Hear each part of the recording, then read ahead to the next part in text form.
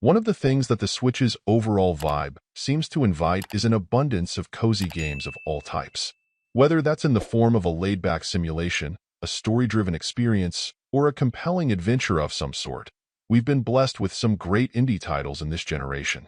Pine Hearts feels like it's in a similar vein to the likes of A Short Hike and Haven Park, with a focus on exploration, but in this case it adds a bit more of a light RPG questing feel to the mix. You'll play as Tyke, who has returned to the Pine Hearts Caravan Park after a long time away. While there, as you continue to explore the park and complete mini-quests for the people you encounter, you'll be hit periodically with powerful memories.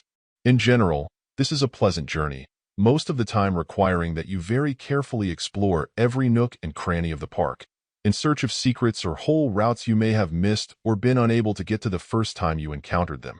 In a bit of a Metroidvania-ish nod, you'll continue to find new and helpful tools that will allow you to reach new areas, so you will need to make mental notes of spots where you can use those new capabilities in the future.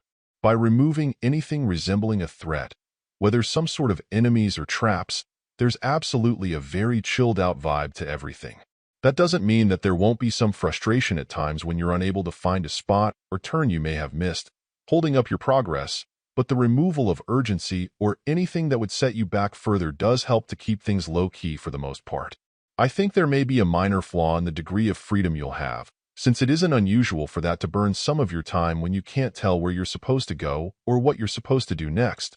But if you find the setting and general style of play to be pleasant, that isn't the end of the world either. All in all, I'd say how well the game works will depend on your expectations to a degree. While it may have much in common with some other cozy games on the system, in general, this is a less linear experience, and that may or may not be a plus, depending on your tastes. As I mentioned before, there's an element of the Metroidvania experience here where you'll see plenty of spots that require equipment you don't have yet, and you'll need to keep those spots in mind to return to and further explore. It works out, but since you're able to roam into some areas you're not ready for yet, there are times where your freedom can come with the price of wasting your time as well. Still, it absolutely has some charm and at least dares to be different. Overall, my final score for the game ended up being a 7.9. And if you're interested in picking it up, it's currently available on the Switch eShop for $19.99. Thank you for taking the time to listen to this review. And if you'd like more information or ideas of indie games worth checking out on Switch, be sure to click on the link provided in the description. Until next time.